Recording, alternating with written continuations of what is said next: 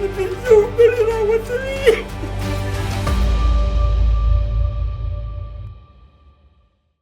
سلامونه. د دوشنبې په سهار د هیواد په ختیځ کې له مرګوني زلزلې 2 ورځې وروسته د مړو شمېر مخ په زیاتېدو دی. طالبان او بېلابېل سرچینو د قربانیانو د شمېر په اړه بېلابېل ارقام ورکړي دي. ذبیح الله مجاهد وایي چې یوازې په کونړ ولایت کې 1400 کسان مړه شوي او له 3000 ډېر ټپیان شوي دي. خو د طالبانو تر ادارې لاندې د افغان سرې میاشتې ټولنې ویلي دي چې 1140 کسان مړه شوي او د ملګرو ملتونو څخه کم 800 کسانو د مړینې او شاوخوا 2000 نور د ټپي کېدو راپور ورکړی دی. په کونړ ولایت کې د ژوندي پاتې شوو کسانو تر ویجاړو لاندې په لږه اسانتیاو سره د خپلو عزیزانو په لټه کې دي او ځینې د ژغورنې په عملیات کې د طالبانو د پاملرنې او د تجهیزاتو پر نشتوالي نیوکې کوي. د طالبانو سیمهییزو چارواکو ویلي دي چې د ویجاړو لاندې بند پاته کسان کره شمېر لا هم روښانه نه دي او د ژغورنې عملیات تر اوسه یوازې په 4 کلو کې ترسره شوي دي. په همدې حال کې په اغزیمونو سیمو کې د قربانیانو د جنازې مراسم هم روان دي او د ناورین په ځانګړه ډول هغه کورنۍ ویجاړې کړي چې د خپلو کورنۍ ډېر غړي له لاسه ورکړي دي. له بلې خوا د دې مرګونې پیښې په اړه د طالبانو د مشر چوپتیا هم نیوکې راپرولې دي. د نننۍ ورځې د کورني خبرونو برخه د هیواد په ختیځ کې د مرګونې زلزلې ته ځانګړې شوې. لومړی د دې پیښې د قربانیانو د جنازې مراسم او د مرګ ژوبلې د زیاتوالي په اړه راپور ته پام وکړي. نن د زلزلې له امله د اغېزمنو شویو سیمو اوسیدونکو د قربانیانو جسدونه پر خپلو اوږو بار کړل او په یوه غمجنه او له ویره ډکه فضا کې یې خاورو ته وسپارل.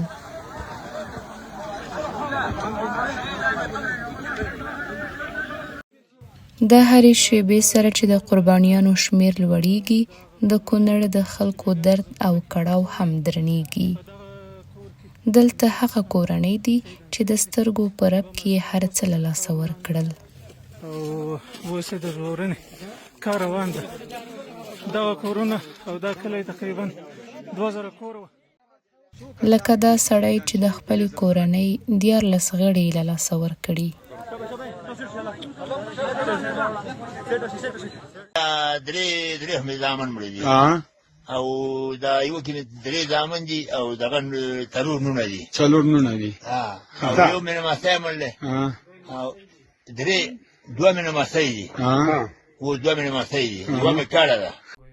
د طالبانو ویاند ذبیح الله مجاهد ویلي چې یوازې په کونړ کې د زلزلې له امله 1411 کسان مړه شوي او 3140 نور ټپیان شوي او له 5400 ډیر کورونه یې ویجاړ کړي. خو د طالبانو تر ادارې لاندې د افغان سرې میاشتې ټولنه وایي چې د هیواد په ختیځ کې د دوشنبې په سهار زلزلې کې 1140 کسان مړه او له 3200 ډیر ټپیان شوي. کونړ د تلفاتو تر ټولو لوړ شمېر لري. تر اوسه پورې په ننګرهار کې 12 کسان مړه او 255 ټپیان. همدارنګه له لغمان څخه د 58 ټپیانو او له نورستانه د 4 ټپیانو راپور ورکړل شوی. وضعیت ډېر خراب ده. زمونږ زخمیان او مړي انتقال نه کړي، بله لار نشته. سړکونه باندې غرونه راولیدلي دي، سړکونه بند دي او زمونږ غږ دی ټول دغه مشرتابه ته ورسیږي چې موږ ته هلیکاپټر انتقال شي او زمونږ زخمیان او مړي دغه کې انتقال خاورو لاندې سار دي. له بلې خوا د ملګرو ملتونو د بشري چارو د همغږۍ دفتر اعلان وکړ چې د افغانستان په ختیځ کې د کونړ، لغمان، ننګرهار او نورستان ولایتونو کې د زلزلې له امله 800 کسان مړه او شاوخوا 2000 نور ټپیان شوي دي. د اوچا په وینا شاوخوا 12000 کسان په مستقیم ډول له دې پیښې اغېزمن شوي دي. د کونړ ولایت په ځینو غرنیو سیمو کې لا هم داسې کلي شته چې هیڅ ډول مرستې نه دي ورته رسېدلې. د دې سیمو اوسیدونکي وایي چې د دې کلیو خلک له 2 ورځو وروسته لا هم تر ویجاړیو لاندې بند پاتې دي او د دوی د وضعیت په اړه هیڅ خبر نشته. چې عام خلک دلته نشي راتلی، لارې بندې شوي دي. زموږ غوښتنه دا ده چې موږ به لاندې ځو، دولت سره روابط ټینګو، د نورو ولس سره روابط ټینګو چې دلته دا خلک راشي او د دې جنازو په انتقال کې او د نورو مړو په انتقال کې موږ او تاسې سره مرسته وکړو. که څه هم نن د افغانستان په ختیځ کې د زلزلې ډیری قربانیان خاورو ته وسپارل شول، خو دا د ماتم پای نه دی. سرچینې وایي چې ډیر شمیر خلک لا هم تر ویجاړیو لاندې بند پاتې دي او د مړو شمیر ښایي لوړ شي. د هیواد په ختیځ کې له ناورینې زلزلې 2 ورځې وروسته لا هم ډیر قربانیان تر ویجاړو لاندې بند پاتې دي او د هغوی د ژوندي پاتې شوي کسانو په لږو اسانتیاو سره د خپلو خپلوانو په لټه کې دي. د دوی ځینې په کونړ کې وایي چې طالبانو د ژغورنې په عملیات کې هیڅ مرسته نه ده کړې او په دې برخه کې د تجهیزاتو نشتوالي د مرستې پروسه خورا ستونزمنه کړې ده. دوی خبرداری ورکوي که وضعیت همداسې دوام وکړي د قربانیانو شمیر به ډیر شي. له بلې خوا د طالبانو سیمهییزو چارواکو رویټرز ته ویلي دي چې د هغو کسانو دقیق شمیر چې تر ویجاړو لاندې بند پاتې دي لا هم روښانه نه دی او تر اوسه پورې یوازې په 4 کلو کې د ژغورنې عملیات ترسره شوی. 2 ماشومان اوس هم تر خاورو لاندې دي. ماتم کوونکي په خالي لاسونو د ویجاړو او کنډوالو په منځ کې د خپلو عزیزانو د جسدونو په لټه کې دي. دا هغه کورونه دي چې بیګا په زلزله کې وران شوي دي. هغه کور چې د دوشنبې په سهار د زلزلې له امله د خاورو سره یو شو، د یوې کورنۍ 5 غړي پکې مړه شول او 2 ماشومان لا هم تر کنډوالو لاندې بند پاتې دي. دایي خلک هڅه کوي چې مړه او ټپیان د لاسي بیلچو او حتی په خالي لاسونو سره راوباسي، خو د مرستې لپاره د طالبانو د ژغورنې هیڅ ځواک او د ژغورنې هیڅ وسیله نه لیدل کیږي. 2 ماشومان لاندې ورغلي او زنانه دلته پیدا شوې ده. د کونړ اوسیدونکي وایي چې په یو شمېر کلیو کې ډېری مړي او خلک لا هم تر ویجاړیو لاندې دي او ټینګار کوي چې تر اوسه پورې دوی ته له ځمکې او هوا څخه هیڅ مرسته نه ده رسېدلې. د سیمه ییزو سرچینو په وینا د سپیرکو او ګورکنډۍ بانډو په څېر سیمې لا هم له مرستې بې برخه پرته پاتې دی. یو شمېر ځایي اوسیدونکي خبرداری ورکوي چې په دې کلیو کې کورونه په بشپړ ډول ویجاړ شوي او که چیرې سمدستي مرستې ونه رسیږي نو ډېر ټپیان به مړه شي. په دغه سیمو کې ډېری کورونه اوس لا هم خلک له خاورو لاندې دي، شهیدان لرو، ټپیان لرو. په دې برخه کې د انتقالاتو په برخه کې باید هلیکاپټر په یو غر په سر باندې کېني، په څپرو بانډه کې دغسې نورې بانډې دي، تر څو چې دلته کېني نو د دې شهیدانو راتګ په دې غر باندې ډېر سخت دی. انځورونه ښیي چې له زلزلې 2 ورځې وروسته طالبان لا هم د مرستې رسولو او تر ویجاړیو لاندې د جسدونو د رایستلو لپاره کوم روښانه پلان نه لري. ډېر جسدونه لا هم تر ویجاړیو لاندې بند دي یا د ترانسپورتي اسانتیاوو د نشتوالي له امله خاورو ته نه دي سپارل شوي. د کونړ دا اوسیدونکي د خپلې کورنۍ د 9 غړو د جسدونو سر ته ولاړ دي. د هغه 5 کوچني ماشومان، میرمن، مور، کاکا او وراره ټول مړه شوي دي. د اسانتیاوو او د سړکونو نشتوالي د دې جسدونو د لیږدولو مخه نیولې ده. هغه په غمجن غږ سره وایي یوازې غواړي چې د کورنۍ د غړو جسدونه یې ولېږدول شي. نه د تاسو نه پیسې غواړو، نه د نه کور غواړو، نه د نه خوراکي توګه غواړو، هېڅ شی نه غواړو. خالي دغه کومک د نه غواړو چې مثال په توګه دغه زموږ شهیدان موږ ته یو تیاره غواړي، دا موږ په تیاره کې واچوو، موږ یې هغه ته انتقال کړو. ځایي خلک په ژړا او ویر سره وایي چې تر اوسه پورې له سلګونو تنو یوازې د یو څو جسدونو ایستل شوي دي. دوی له خلکو غواړي چې زر تر زره د دوی مرستې ته راشي تر څو ژوندي پاتې شوي کسان وژغوري او د قربانیانو جسدونه ولېږدوي.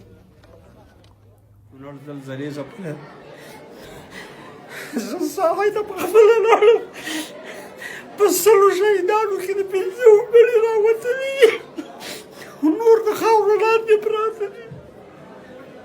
حاجي یعقوب راته تلیفون وکړ چې مولوي صاحب مړي بې کفن او بې غسلو ښخ کړله او لګیا او بې غسلې ښخ او ټکې اوبه نشته دی په ساحه کې. مؤمنانو وخت د مدد دی، د خپل ولس امداد وکړئ. په همدې حال کې نور انځورونه ښیي چې د ډلې ډلې خلک اغیزمنو سیمو ته روان دي. د ژغورنې ځواکونو په نشتوالي کې دوی غواړي چې په خپله د ژوند پاتې شویو کسانو مرستې ته لاړ شي او لږ تر لږه د قربانیانو او ټپیانو جسدونه له ویجاړیو راوباسي. له دې سره رویټرز د طالبانو تر ادارې لاندې د کونړ د طبیعي پیښو پر وړاندې د چمتووالي ادارې د رئیس احسان الله احسان له قوله راپور ورکړی چې تر اوسه هم د دغو جسدونو کره شمېر چې تر ویجاړیو لاندې دي روښانه نه دی. هغه ویلي چې د ژغورنې عملیات په 4 کلیو کې روان دي، خو تنګې او غرنۍ بندې لارې د مرستې رسونې پر وړاندې تر ټولو لوی خنډونه دي.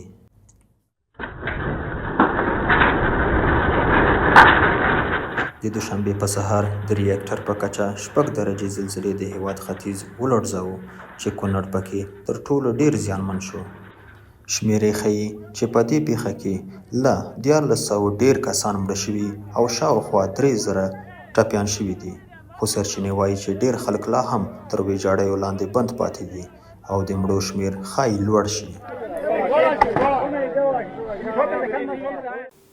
په کونړ کې د زلزلې له امله د رامنځته شوي ناورین هوښوونکې کیسه. هلته داسې کورنۍ هم شته چې د کور ټوله غړي د زلزلې له امله خپل ژوند بایللی دی. د ځایي خلکو په خبره په کونړ کې زلزلې د زیان سربیره پراخه ویجاړي هم رامنځته کړي او خلک لا هم له زلزلې په ویره کې دي. دې راپور کې یو شمېر هغه کسان انځور شوي چې نږدې د کورنۍ ټوله غړي په زلزله کې له لاسه ورکړي دي. د ډیر درد او ناورین له امله نه درېدونکي اوښکې. دا هغه ماشومان دي چې د زلزلې له امله یې د خپلې کورنۍ د سر سړي، ښځې او خپل همزولې بایللي دي.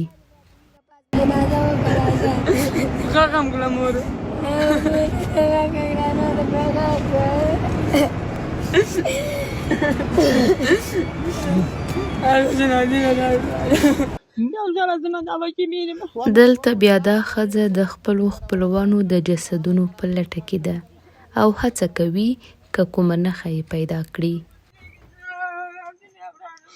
الله قیامت دا ښځه تیرې زلزلې دومره خفه کړي چې هرې خوا ته لالهانده او سرګردانه منډې وهي، ژاړي او د زړه سکون ترې تللی دی. ویرونکې فضا، ویجاړۍ، د ژړا انګیزو او نه جبرانېدونکي درد په دې سیمه خپل څادر خپور کړی. د کونړ په ځینو سیمو کې داسې خلک هم شته چې د خپلې کورنۍ آن تر 100 پورې کسان یې له لاسه ورکړي. ویل کېږي چې په دغه ځای کې د یوې کورنۍ نږدې 100 کسان تر ویجاړیو لاندې شوي او د ژوند پور یې پرې کړی. 6 نفر زما مړه دي، 6 مې د ورور دي، 6 مې د ورور دي، 6 زما دي، 6 مې د ترور دي، 8 زموږ دي. دا ته کوم کلی؟ د خندارو کلی 8 نفر زموږ دي، 8 د یو کور. همداسې نور همسایګان؟ ټول همداسې دي.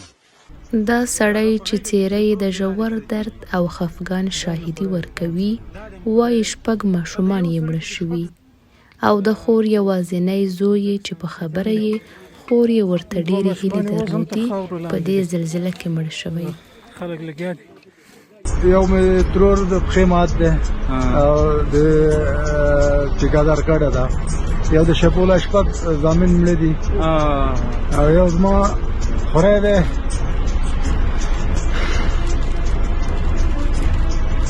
هغه مریض دی، زخمی حالات کې دی. یو زوی و هغه پکې مړه شو، یو زوی و هغه شهید شو. د دې سیمې خلک هم د زلزلې له ټکانونو په امان کې نه وو او خلکو ته د سر او مال زیان اړولی دی. نور 15 د دې کور نه شهیدان شوي دي او 3 د دې کور نه شهیدان شوي دي او 3 د اپل کور نه شهیدان شوي دي. دا نور مندي شي دا یو هلک یوه جنۍ دا وړي. او دا ماشوم بیا له یوې 100 کسیزې کورنۍ یوازینی ژوندی پاتې شوی کس دی.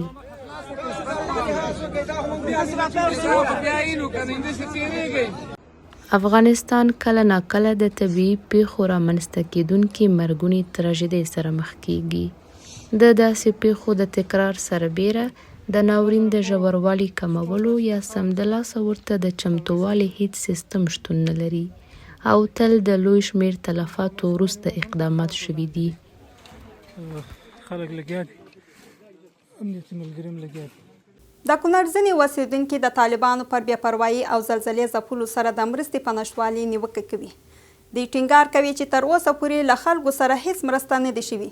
دا اوسیدونکي وایي چې د قربانیانو خوراکي توکو او روغتیایي مرستو ته اړتیا لري، خو تر اوسه پورې په دې برخه کې هیڅ اقدام نه دی شوی. له بلې خوا د بخښنې نړیوال سازمان په خپل راپور کې له طالبانو غوښتي چې ټوله هغه ادارې خنډونه لرې کړي چې په مرستو رسولو کې د خنډ لامل شوي او د مرستو رسولو لپاره د ادارو لاسرسي ډاډمن کړي. هغه کله چې یو وخت پکې له شوره ډک ژوند روان و، نن ورځ په یوه کنډواله بدل شوی دی. په کونړ کې په ځانګړې توګه په نورګل ولسوالۍ او مزار دره سیمه کې زلزلې د خلکو ژوند ویجاړ کړ او زرګونه هیلې یې تر خاورو لاندې کړې. خو هغه ژوندي پاتې شوي کسان چې له ویجاړیو راوتلي اوس په بې برخلیکۍ کې پاتې دي. دوی نه خوړو ته لاسرسی لري او نه هم روغتیایي خدمتونو ته. وایي چې طالبانو له خلکو سره هیڅ ډول مرسته نه ده کړې. ډوډۍ ورته ورکړل شي، ډاکټرانو ته وشي، نو بله چاره نشته، رسیدګي نه کېږي بغیر د جاز نه. تاسو نو ورور مهرباني وکړئ چې دغه وکړئ. نو موږ نور څه دغه د دولت موټرې راغلي دي، لینجرې راغلي دي، د بعضې مؤسسو کارمندان راغلي دي، خو هوایي هېڅ یوه تیاره هم تر اوسه نه ده راغلې. د ناستې ځایونه هم ښه پراخه دي چې دلته کښېني، او تیارې خو به هم دومره کمې نه وي په افغانستان کې چې یوازې یوه د مزار دره ده او هغې ته د هغې انتقال یې نشي کولی. د بخښنې نړیوال سازمان د طالبانو محدودوي پالیسۍ لکه د ښځو د کار بندیز د مرستندویه بنسټونو د فعالیتونو د محدودېدو اصلي لامل بولي. د سازمان له طالبانو غوښتي چې د مرستندویه بنسټونو لپاره د مرستو رسولو زمینه برابره کړي او په دې برخه کې اداري خنډونه لرې کړي. د کونړ د ځینو ولسوالیو لارې سختې دي او ځایي خلک شپه او ورځ خپل جسدونه په پښو لیږدوي. زلزلې د کونړ ځینو برخو ته لارې تړلې دي. نورو کورونو کې چې کوم دی په یو کور نه موږ ته اطلاع راغله چې 7 کسان په یو کور کې شهیدان دي، په بل کې 6 کسان شهیدان دي. داسې همداسې وي، بانډه ټوله شهیدان شوي دي. مقصد خو څوک پکې روغ نشته، څه زخمیان څه شهید. ځینې هیوادونو او نړیوالو سازمانو له قربانیانو سره د نقدي او غیر نقدي مرستو ژمنه کړې ده. په کابل کې د ایران سفارت اعلان کړی چې علي رضا بیګدلي له قربانیانو سره د مرستې او د خلکو د اړتیاوو د ارزولو لپاره کونړ ولایت ته سفر کړی دی. برټانیا هم له زلزله ځپلو سره له 1.3 میلیونه ډالرو د ډیرې مرستې ژمنه کړې او د ملګرو ملتونو هم له خپل بیړني صندوقه 5 میلیونه ډالرو د ختیځو ولایتونو د زلزلې ځپلو لپاره ځانګړی کړی دی. د ښځینه ډاکټرانو نشتوالی یوه بله ننګونکې مسله ده. اغېزمنې ښځې وایي چې دوی له ډېرو ستونزو سره مخ دي. د ریاکټر په کچه 4.1 درجه زورورې زلزلې د افغانستان 5 ولایتونه ولړزول چې کونړ، ننګرهار، لغمان او نورستان ولایتونه تر ټولو ډېر زیانمن شوي دي. ځایي اوسیدونکو سره له دې چې خپل ژوند له لاسه ورکړي لوی مالي زیانونه یې هم لیدلي دي او د دوی ټول شته او مالونه تر خاورو لاندې شول.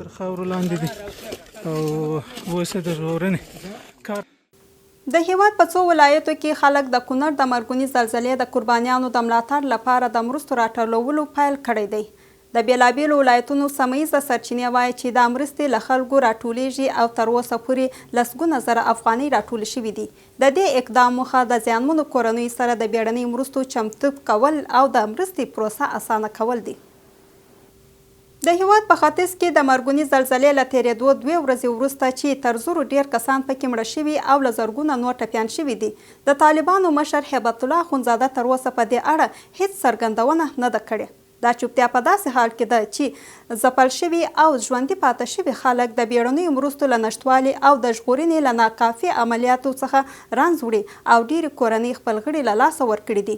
منتقدینو ویلي دي چې دا بې پروایي د بشري بحرانونو په اړه د طالبانو د نه پاملرنې نښه ده.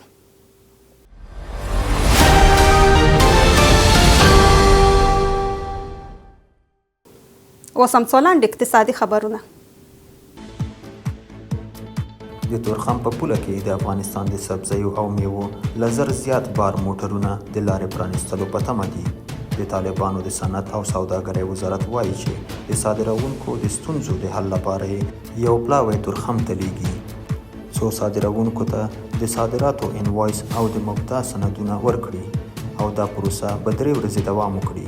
د وزارت د میوو او سبزیو له صادروونکو غوښتي چې د دې اسنادو ترلاسه کولو د مخه صادراتو توکي بار نه کړي. د طالبانو د کرنې، اوبو لګولو او مالدارۍ وزارت یوه پلاوی ترکیې ته سفر وکړ. دغه وزارت پر ایکس ټولنیزې شبکې لیکلي چې د دې پلاوي مشرۍ د کرنې وزارت مرستیال کوي او موخه یې د کرنې د پراختیا په اړه د نظرونو تبادله ده. یاد وزارت زیاته کړې چې دا سفر کولی شي د کرنې څېړنې، د تجربو تبادلې او د تخنیکي وړتیاوو د ښه والي په برخه کې د افغانستان او ترکیې ترمنځ د لا زیاتې همکارۍ لپاره لاره هواره کړي. د کرنې، اوبو لګولو او مالدارۍ وزارت په 5 ولایتونو کې له کروندګرو د اضافي غنمو د پیرودلو پروسه بشپړ کړه. دغه وزارت ویلي چې د بلخ، هرات، تخار، کندوز او بغلان ولایتونو له کروندګرو یې د 500 میلیون افغانیو په ارزښت د 21,000 ټنو ډیر غنم اخیسته دي. یاد وزارت ټینګار کړی چې د دې پریکړې موخه د غنمو بیو لوړوالی او د ذخیرې مخنیوي او د طبیعي پیښو لپاره چمتووالی دی.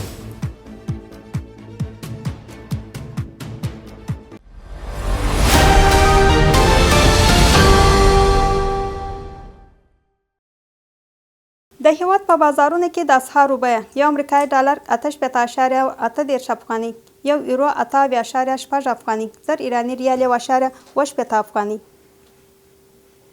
1000 هندي روپۍ 200 افغاني، 1 د اماراتو درهم 18.1 افغاني، 1000 پاکستاني روپۍ 210 افغاني.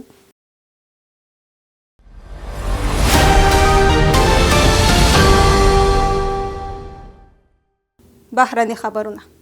په غزه کې د اسرایلي پوځ پرله پسې بریدونو په تیرو 40 ساعتونو کې 80 کسان وژلي دي. د غزې د روغتیا وزارت په وینا په دې موده کې 14 نور کسان د لوږې له امله مړه شوي دي. په ورته وخت کې د نړیوال غبرګونونو هم شدت موندلی دی. د بریتانیا د بهرنیو چارو وزیر د دې هیواد پارلمان کې په غزه کې د انسان لخوا پر رامنځته شوې قحطۍ نیوکه وکړه. دلته په غزه کې جګړه او لوږه هم مهاله د خلکو ژوند اخلي.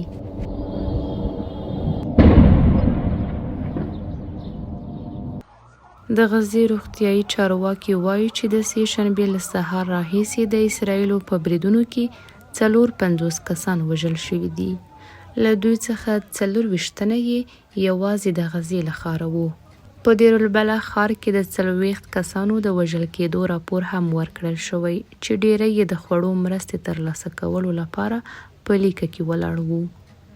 د الجزیرې په وینا عیني شاهدان وایي چې د تیښتې لپاره هیڅ خوندي ځای نه دی پاتې او کورنۍ یو ځل بیا بېځایه شوي دي. روغتونونه هم له ټپیانو ډک دي، خو د درملو او طبي تجهیزاتو کمښت وضعیت نور هم نازک کړی دی. په ورته مهال د مړو جسدونه په ډلهییزه توګه ښخ شوي او بېکوره ماشومان په خلاصه فضا کې شپې تیروي. د غزې چارواکو خبرداری ورکړی چې د مړو شمیر لا هم مخ په زیاتېدو دی. له دې سره د دې وضعیت په اړه نړیوالو غبرګونونو هم شدت موندلی دی. د بریتانیا د بهرنیو چارو وزیر د دې هیواد په پارلمان کې په غزه کې د انسان لخوا رامنځته شوې قحطۍ په اړه نیوکه وکړه. هغه وویل چې د اسرایلو لخوا غزې ته د مرستو بندول د منلو وړ نه دی. له بلې خوا د بلجیم د بهرنیو چارو وزیر هم اعلان کړی چې د هغه هیواد به د دې میاشتې په وروستیو کې د ملګرو ملتونو په عمومي غونډه کې فلسطین په رسمیت وپیژني او پر اسرایلو به بندیزونه ولګوي.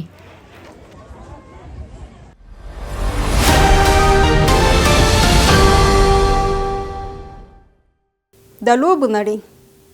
د افغانستان د کرکټ ملي لوبډلې د اماراتو د شلوریزو 3 اړخیزو سیالیو په لړ کې د کوربه لوبډلې پر وړاندې خپله 2 لوبه وکړه او د 38 منډو په توپیر یې بریا ترلاسه کړه. په دې بریا سره افغانستان 2 نمرې ترلاسه کړې او په جدول کې 2م مقام ته ورسېد. د راشد خان په مشرۍ ملي لوبډلې د 20 اورونو په پای کې یوازې د 4 وکټو په لاس ورکولو سره 188 منډې جوړې کړې. د افغانستان کرکټ بورډ اعلان وکړ چې راشد خان په دې لوبه کې یو تاریخي لاسته راوړنه ترلاسه کړه. په شلوریزو نړیوالو لوبو کې د 165 وکټو اخیستلو سره د نیوزیلند لوبغاړو ریکارډ مات کړ او د دې سیالیو په تاریخ کې د غوره توپ اچوونکو لقب ترلاسه کړ. د افغانستان د فوټبال ملي لوبډلې د مرکزي اسیا اتلولۍ په دوهمه لوبه کې د تاجکستان پر وړاندې 2-0 ماتې وخوړه. تاجکستان لوبډلې په 22مه دقیقه کې د پاینالټي له لارې او د اضافي وخت په دوهمه نیمایي کې ګولونه ووهل. دا د افغانستان دویمه پرله پسې ماتې وه چې نیمه پای لوبې ته د رسیدو چانس یې کم کړ. په میمنه ښار کې د کیک بوکسینګ یو ورځنۍ سیالۍ ترسره شوې چې له فاریاب، هرات او جوزجان ولایتونو 120 لوبغاړو پکې ګډون کړی و. دغه سیالۍ د کیک بوکسینګ فدراسیون د استازولۍ لخوا د فاریاب د بدني روزنې او ورزش امریت په همکارۍ جوړ شوی و. د ماشومانو، تنکیو ځوانانو او لویانو په عمري کټګورۍ کې لوبغاړو په بیلابیلو وزنونو کې سیالۍ وکړې.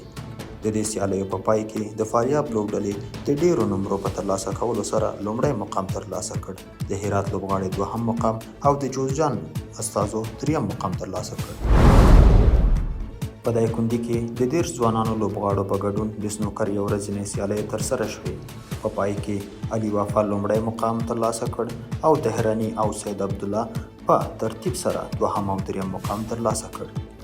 د دې سیالیو د ترسره کولو موخه په دایکنډي کې د سنوکر غوره څیرو پیژندل دي.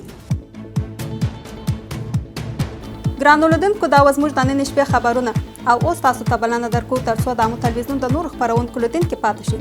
د کره او تازه خبرونو لپاره زموږ ویب سایټ امو TV ته ولاړ شئ او د امو په نوم زموږ ټولنیزې شبکې در سره وڅارئ. الله پامان.